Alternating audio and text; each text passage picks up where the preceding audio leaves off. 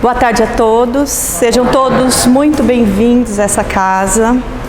Mais uma vez nós agradecemos pela oportunidade de estarmos aqui reunidos para aprendermos um pouco mais sobre o Evangelho, sobre o Livro dos Espíritos. E é claro que com todo esse aprendizado, essas informações que a nossa companheira vai nos passar, vai nos auxiliar a continuarmos prosseguindo no nosso processo de evolução. Vamos serenando nossas mentes, nossos corações e vamos fazer a prece que Jesus nos ensinou. Pai nosso que estais nos céus, santificado seja o vosso nome, venha a nós o vosso reino, seja feita a vossa vontade, assim na terra como no céu. O pão nosso de cada dia nos dai hoje. Perdoai as nossas ofensas, assim como nós perdoamos a quem nos tem ofendido. E não nos deixeis cair em tentação, mas livra-nos de todo e qualquer mal. Que assim seja. Boa tarde a todos. Amigos encarnados e desencarnados aqui presentes. Depois de tanto tempo, nós novamente unidos. Contudo, já estávamos unidos pelo coração, integrados em Jesus e nos nossos amigos espirituais. É com muita alegria que estamos juntos e que possamos nesses minutos oferecermos à vida um brinde à vida, um brinde ao amor, um brinde a Jesus. Meus amigos, hoje vamos falar um pouco sobre o Evangelho segundo o Espiritismo. Nós sabemos que Jesus é o ser mais notável da história, o homem mais biografado. Em segundo lugar, segundo a última pesquisa, Napoleão Bonaparte. E Jesus liderando o ranking em nossas vidas, em nossos corações. É por Ele e com Ele, neste momento, que aqui estamos. Porque o Evangelho, além de ser bênção de luz, é a explicação das máximas da moral do Cristo. Além do código de ética, é para nós o referencial de vida. Lança a luz sobre os mistérios do passado. Nos traz a importância da vida presente e a certeza da vida futura. Jesus e o Evangelho fazem parte da mesma equidade. E essa equidade é o amor. O Evangelho não tem nacionalidade. Independe de todos os cultos particulares. Percebamos, então, o processo de libertação que o Evangelho nos oferece. Não pertence a nenhum culto particular e a nenhuma nacionalidade em particular. O Evangelho veio para todos. Ouça quem tem ouvidos de ouvir e veja quem tem olhos de ver. O Evangelho não é imposto, nem deve ser imposto por nenhuma classe social. Pelo contrário, o Evangelho é um convite aos nossos corações para que sigamos os passos do meigo nazareno. Nada que é imposto nos traz resultados benfeitores. Pelo contrário, o Evangelho, ele ilumina as consciências. O Evangelho ilumina os corações. nos oferece a proposta de libertação interior, também a consolação e o esclarecimento, pelo conhecimento da verdade e pela prática do amor. Como diz Emmanuel, através de Chico Xavier, a sabedoria e o amor caminhando juntos. Espíritas, eis o primeiro mandamento: amai-vos. Eis o segundo: instruí-vos. E percebemos que o Evangelho, ele é o tratado da psicologia contemporânea para todos nós, a fim de que saibamos, que busquemos enfrentar com mais leveza, com maior êxito, os desafios que nos afligem, os desafios que afligem as criaturas. E sabemos que o Evangelho nunca foi, não é e não será ultrapassado, porque Jesus é atual, suas leis são atuais, e com ele percebemos que a vida segue com mais leveza, sim, embora esses desafios muitas vezes nos provem a tolerância e a paciência. No entanto, com Jesus conhecemos a verdade. Com Jesus trazemos conosco o fortalecimento interior que tantas vezes buscamos, que tantas vezes queremos, que tantas vezes nós almejamos. Entendamos que o Evangelho, ele é um repositório de ensinamentos e convida-nos a todos à mudança de entendimento da finalidade existencial. Traduzindo em outras palavras, o Evangelho e Jesus nos propiciam, nos facultam a reforma íntima. O espírita que não busca a reforma íntima não pode ser chamado de espírita. Nós sabemos que no próprio Evangelho, o próprio Allan Kardec nos diz que o espírita, ele busca superar as próprias imperfeições. Não é um ser perfeito, não é um ser intocável. Muito pelo contrário, é aquele que tem que se burilar para se fazer merecedor do título cristão. Tarefeiros da última hora e também das obras, é claro, porque Jesus é o amigo inconfundível e o terapeuta excelente. Nas propostas do Evangelho, nós temos todos os recursos para nos cuidarmos melhor do corpo e da alma. Muitas vezes, na nossa limitação, é que não conseguimos interpretar esses conceitos, essas verdades, esse consolo, esse esclarecimento, essa libertação, que realmente nos promove ao progresso. O Evangelho deve ser o livro de cabeceira nosso, o livro de todos os momentos, o livro, inclusive, que ao ser lido, possamos agradecer muito a Deus a oportunidade de nos encontrarmos, de estarmos juntos, não apenas neste momento, mas neste orbe, como aprendizes, como tarefeiros, como alunos da vida. Alunos que seguem, que buscam seguir os passos de Jesus.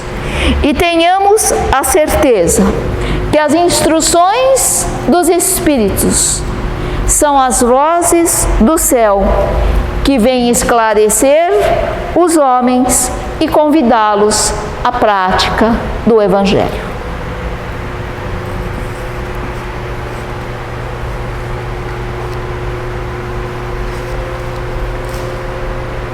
Capítulo 20. Os trabalhadores da última hora. Itens 1 e 2. Vamos adentrar ao segundo item. Os últimos serão os primeiros. O trabalhador da última hora tem direito ao salário, mas é preciso que a sua vontade tenha estado à disposição do Senhor, que devia empregá-lo, e que esse atraso não seja o fruto da preguiça e da má vontade. Tem direito ao salário, porque desde a madrugada esperava impacientemente aquele que, enfim, o chamaria ao trabalho. Era trabalhador, só o trabalho lhe faltava. Mas, se tivesse recusado o trabalho a cada hora do dia, se tivesse dito, tenhamos paciência, o repouso me é agradável. Quando a última hora soar, será tempo de pensar no salário da jornada. Que necessidade teria de me incomodar por um Senhor que não conheço, que não amo? Quanto mais tarde, será melhor. Estes meus amigos não teria encontrado o salário do obreiro, mas o salário da preguiça.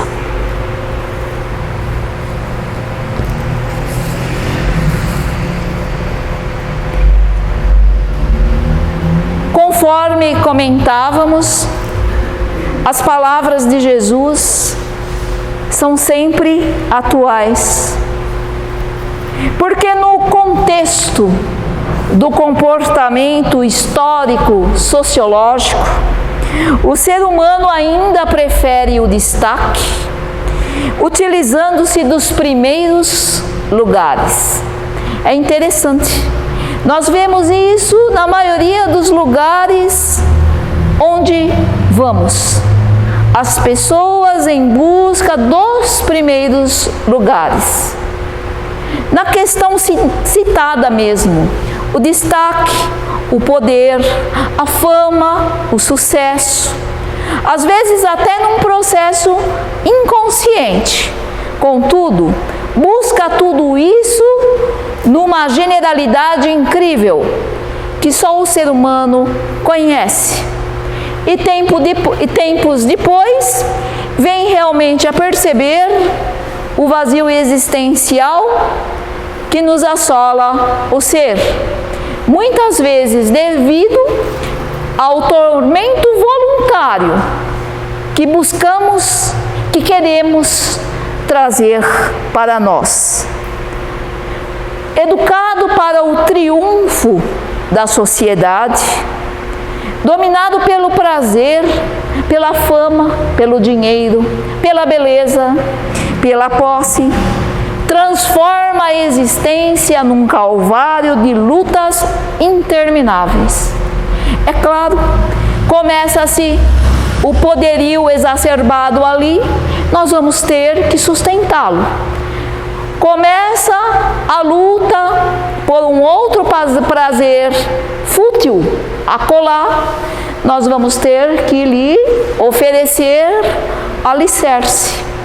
E quando nós percebermos, os nossos dias serão calvário, tormento de lutas intermináveis. Começa um, termina outra, começa uma. E assim o ser humano vai levando a sua vida de calvário em calvário, de decepção em decepção, de conflitos em conflitos. Mas não se pode furtar, conforme enfatizamos, ao vazio existencial. Tão acostumado a vivenciar, entre aspas, com o nada, que uma hora o ser humano cansa.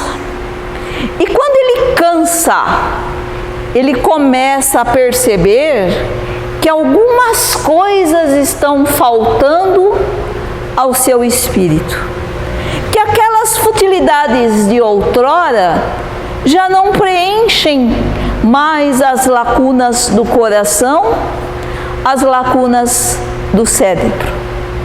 E o ser humano começa a se sentir perdido, sem rumo, sem jornada, porque o seu alicerce estava apenas na materialidade. Nós temos o direito, sim, de termos um bom salário, a nossa casa, um bom carro, o nosso lazer, claro. Mas vamos dar o valor material àquilo que é material. Vamos valorizar o espiritual com o valor espiritual. Essa inversão de valores é que nos promove conflito, é que nos promove, às vezes, a ociosidade de seguirmos adiante, porque nos acostumamos em nossa zona de conforto. E como o Evangelho aqui fala, nos acomodamos tanto que até acostumamos com um certo sofrimento e não queremos sair dele por desconhecimento, por não querermos enfrentar o desafio. E quantas pessoas são assim? Quem sabe até mesmo nós tenhamos sido assim. E é triste quando tudo pode ser mais leve apesar dos desafios. Quando nós podemos trazer a alegria mesmo diante desses equívocos, desses desafios. Porque nós estamos aqui para sermos felizes. Deus nos quer felizes. Se nós não estamos, é porque nós não estamos conseguindo trabalhar alguma coisa em nós que nos promova o bem-estar psicológico, espiritual, físico. Nós estamos em falta conosco.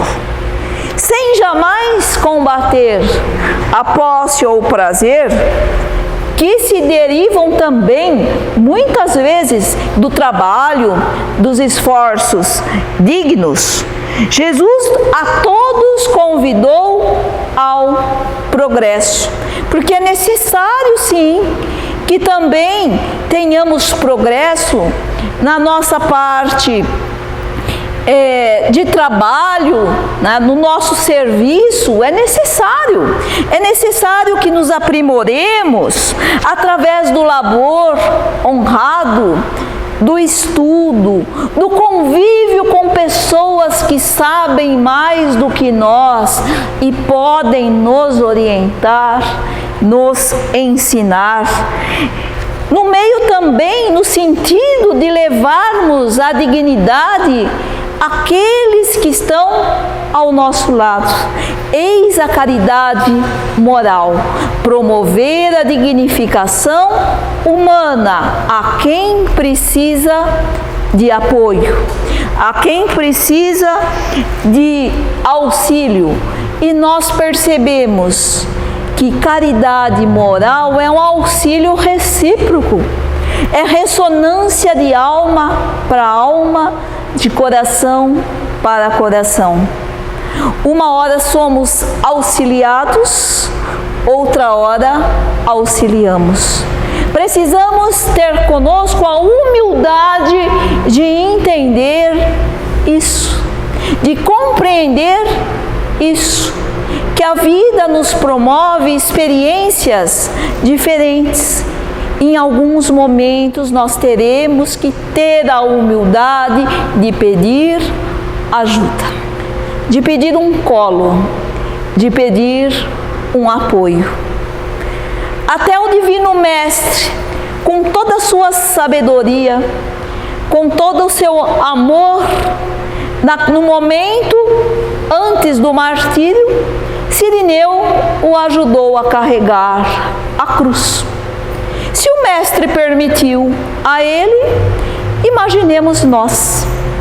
Mas muitas vezes nos colocamos numa redoma, não é? De orgulho e nos sentimos assim mais infalíveis, que não precisamos ouvir, que não precisamos entender, que não precisamos ser compreendidos, e o vazio existencial nosso, ele segue nos levando para caminhos não tão felizes, para caminhos não tão auspiciosos. O Divino Mestre, ele deu curso, sim, à meta que trazia a instalação do reino de Deus no coração do homem. O reino de Deus está dentro de nós, disse-nos Jesus. E se o reino de Deus está dentro de nós, vamos procurar, na medida em que conseguimos, sempre um passo mais além, como diz Emmanuel, fazer desse reino interior um reino mais florido, um reino mais alegre, mais amoroso, mais sábio. Nós sabemos que não é fácil. Nós vamos nos equivocar? Vamos, mas não permaneçamos no equívoco. Não permaneçamos na nossa zona de conforto, porque é apenas um conforto superficial ao nosso ego inflado. Nós sabemos que nesse reino de justiça, de amor, os que se exaltam, se vangloriam, que se ensurdecem, né? Na questão espiritual, não ouvem Jesus, não ouvem a espiritualidade superior, esses apenas vão desfrutar temporariamente, veja bem, desfrutar temporariamente, às vezes momentaneamente, das comodidades e das honrarias terrestres. E sempre quem almeja os primeiros lugares, nem sempre estarão nos primeiros lugares. Quando o orgulho, a vaidade e o egoísmo nos detonam, nós não somos merecedores de estarmos nos primeiros lugares. Sabe por quê?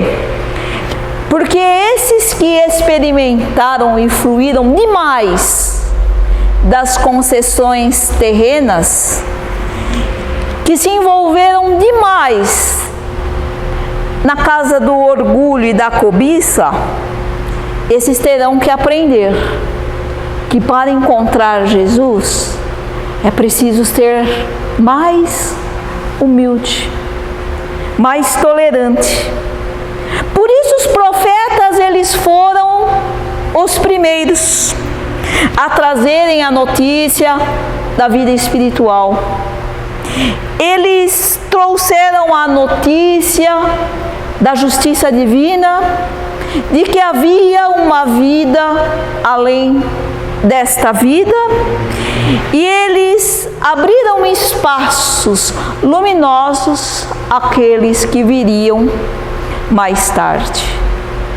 Então, vemos aí o trabalho daqueles que nos antecederam. Abrir espaços, portas, traçar pontes luminosas para que pudéssemos encontrá-las ou encontrá-los quando mais tarde viríamos nós. E vamos perceber que a característica da humildade é a característica principal dos espíritos superiores. Nós vimos que os intelectuais, os herdeiros, os mártires, os pais da igreja, os missionários do bem, os trabalhadores do bem, que sempre houve na terra, graças a Deus e a Jesus, aqueles e aquelas que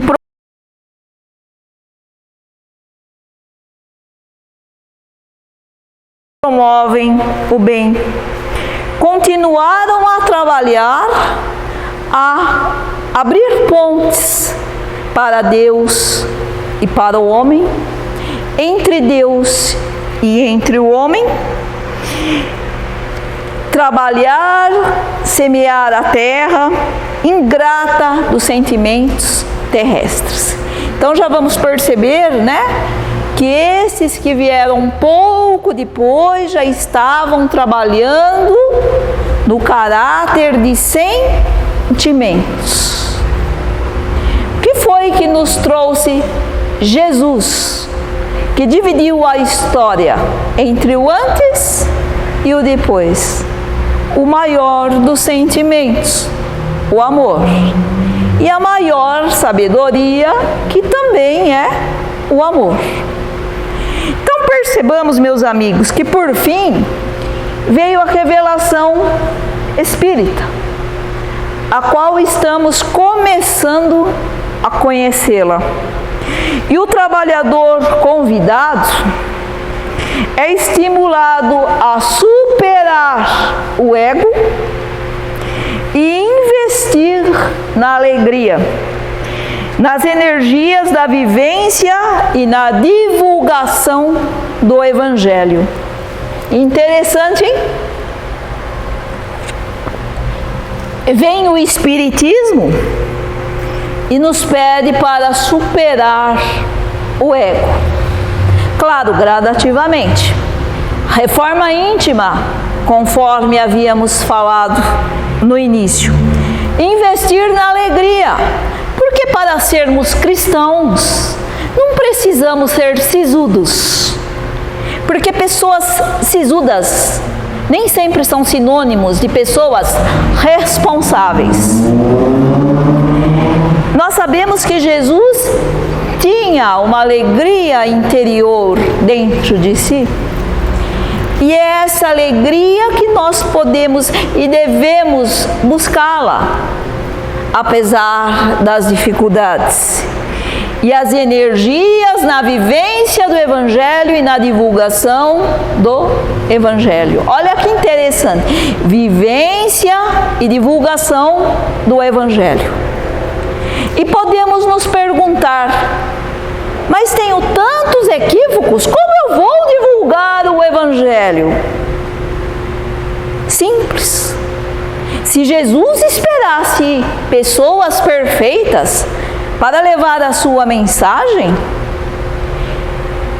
como estaríamos agora? Somos nós os doentes que precisamos buscar a saúde.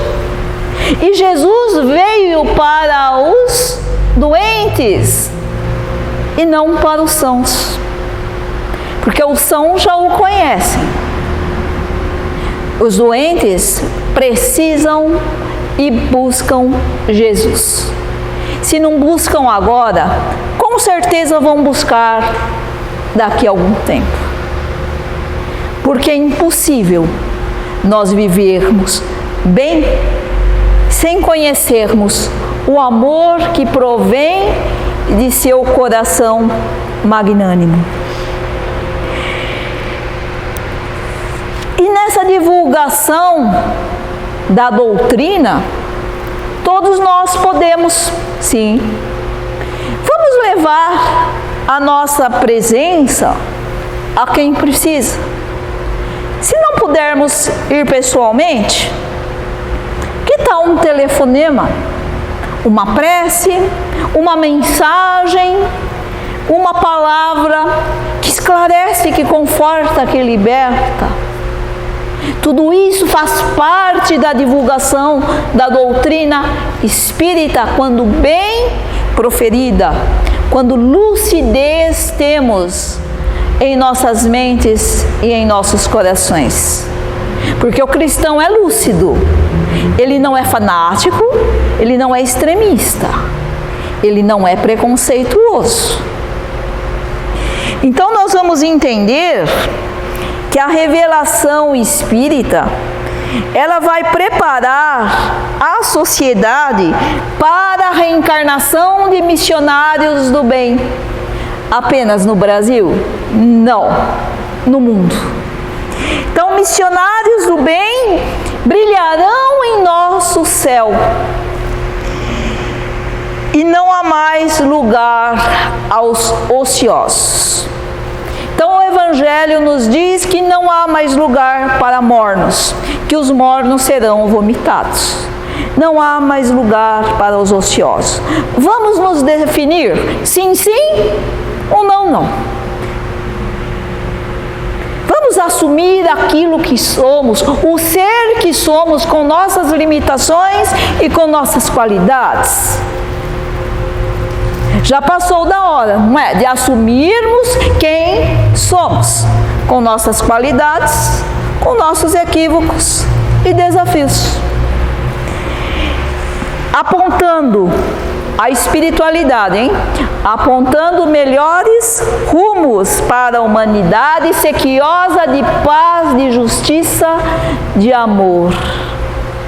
E também do pão material que já está faltando e que sempre faltou em muitos lares. Percebamos, né?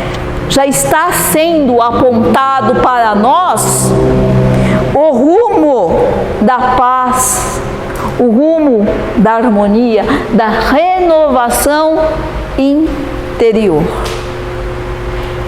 Como diz Raul Teixeira, o Espiritismo não é para quem quer, o Espiritismo é para quem aguenta. Não porque ele é um peso, muito pelo contrário. É porque ele nos pede responsabilidade. É porque ele nos pede estudo.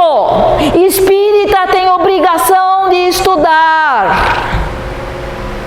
Espírita tem obrigação moral de procurar ser melhor. Se nos foi dada essa revelação, vamos nos fazer merecedores e sermos os trabalhadores da última hora com mérito. E não apenas entre aspas, pela misericórdia divina. Vamos ter um mérito de sermos chamados de trabalhadores da última hora. Porque todo trabalhador é digno do seu salário. Mas, como disse no segundo parágrafo do item 2 do Evangelho, não receberá o salário aquele que se entrega à preguiça. Aí sim, nós estamos situados. Sim, sim e não, não. Aqueles que vão seguir Jesus por vontade, por opção, saindo da zona de conforto, e aqueles que não vão seguir Jesus porque vão permanecer na sua zona de conforto, na sua ociosidade, porque aparentemente é mais fácil e é mais tranquilo. Contudo, somente na aparência, não é?